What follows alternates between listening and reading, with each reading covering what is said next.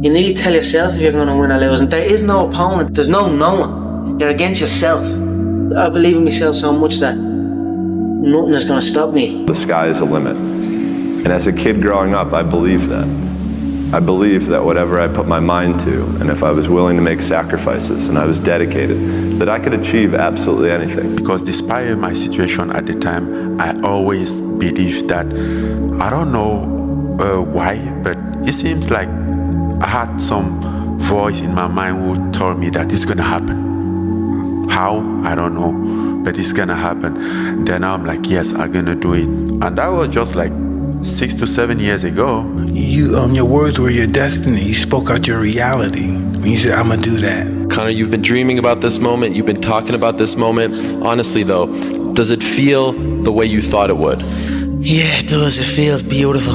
I dreamt this so much, so clearly, so precisely, and so frequently that it has manifested itself into reality. And that's what I am feeling right now. It's a dream come true. I have been feeling like the UFC World Champion since the day I arrived here. Did you have faith maybe back then that your time would come and that you would be able to explode onto the scene as you had? If I didn't, it wouldn't have happened. I had to believe in it. I had to feel it.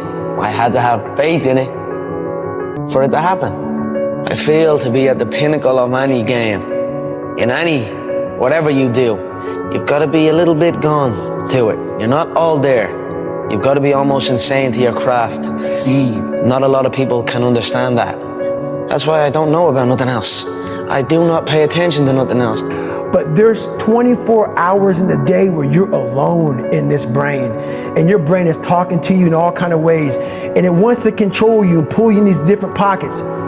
If you can't control your own brain, and your brain controls you, you're f***ed. You gotta tell your brain where you wanna go and how you wanna go and how you wanna get there. You gotta control it. If not, it's over. When I was a kid, I used to always visualize stadiums, and like, even when I was playing football, I'd kick the ball against the wall and I'd pretend I scored a goal, and I'd run off and I'd be raising my hand and visualizing a arena full of fans. And that was something I'd done as a kid out on my own. I like just running around kicking the ball. So I always had these visions of something, but I just didn't know what it was. Here's another thing. What do you want to be? You know, I don't want to be anything. I am everything I want to be, and I'm already there. You know? I don't want anything. You know, people say like, I want this, I want to do this, and I want to do that. But the vibe you're putting out is want. You're always gonna want. I always have the attitude that I have. I want to tell you something that I learned that changed my life.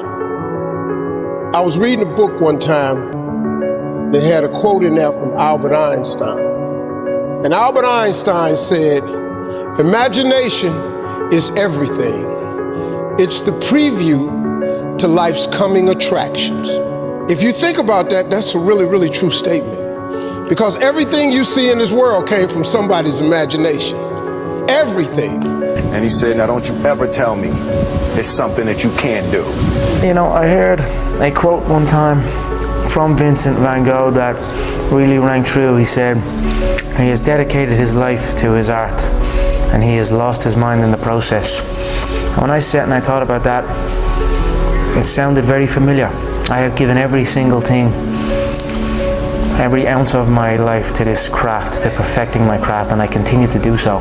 And in the process, I have lost my mind, but in a good way, to regular society, to people who wake up at 9 a.m., who clock out at 5 p.m. They would look at me and say, "I've lost my mind," but me, I have found it almost. Me, I want what's coming to me. Or what's coming to you, Tom? The world, Chico. And everything in it. And you know what it is, no matter how many times people put you down and write you off in life, never pay attention to it because it doesn't mean anything. Because I proved, as just a normal looking man, average Joe, that anything is possible, no matter where you are in your life, how dark of a place you're in. It doesn't get any darker than committing suicide, and I was there. To come back to to lose all that weight, to lose over 10 stone in weight and get back mentally well again and regain the crown jewels in boxing. It's been a fantastic career, and you should never let anybody crush your dreams, because anything is possible, and I'm definitely proof that it's true. Thank you. Like, if you have a clear picture in your head of something is going to happen, then nothing can stop it. You know what I mean? It is destined to happen. So I think a lot of us have the battle of the other self, that we're the lesser version of ourself that we're trying to kill every single day. And so a lot of times we have this desire to point the blame finger externally, but wherever you point the finger of blame, power follows. And so whoever I blame for the life I have is the person who I give all the power over my existence, over my circumstances. And so it hurts, but if you turn the finger inwards and you start saying, I don't like my life. The person that I need to punish or get back at is the real person who got me here, which is me. Make a choice. Like, you just decide what it's going to be, who you're going to be, how you're going to do it. Just decide. I done everything I said I was going to do. I was laughed at. I was literally laughed at to win that second world title. When I first came I was going to take these 2 world titles down. Laughed at. That's never going to happen. An Irish man even winning the UFC. When I said that, I was laughed at. So I said I was going to win the 2 world titles. I won them. I done everything I said I was going to do. Every move is a calculated step. Make no mistake about that. What do you think the sport's going to be, when UFC 200 rolls around? And where do you think you're going to be 9 years from now, 10 years from now? I'm hoping to be a champion. Yeah. I'm hoping to be a champion. I'm believing that I'll be a champion. I would love to grab the belt and hang on to it and, be the next GSP or be the next Silva and, keep the fans excited. The UFC is growing, and it's just a tremendous thing to be a part of. It's changed my life, and I embrace what it is. This is the law of attraction. You have to, in the struggle, when things are going good and you visualize these good things happening, you visualize more good things happening, that's easy.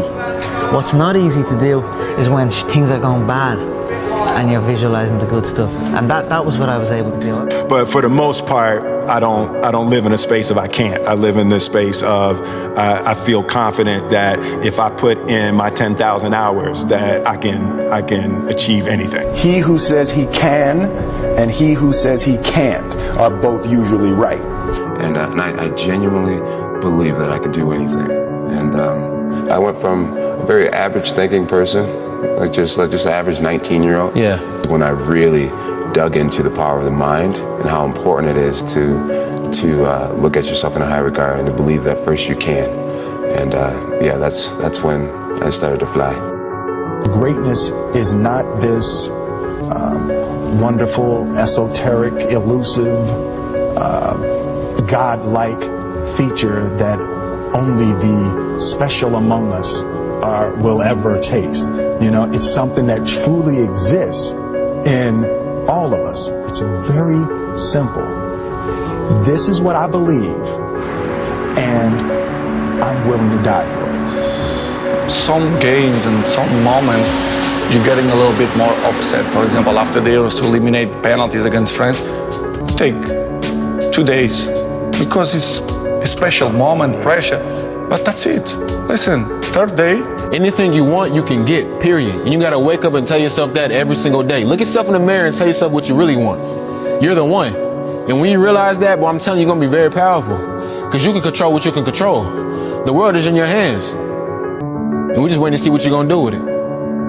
I want to represent an idea. I want to represent possibilities. I want to represent the idea that you really can make what you want. I believe that I can create whatever I want to create.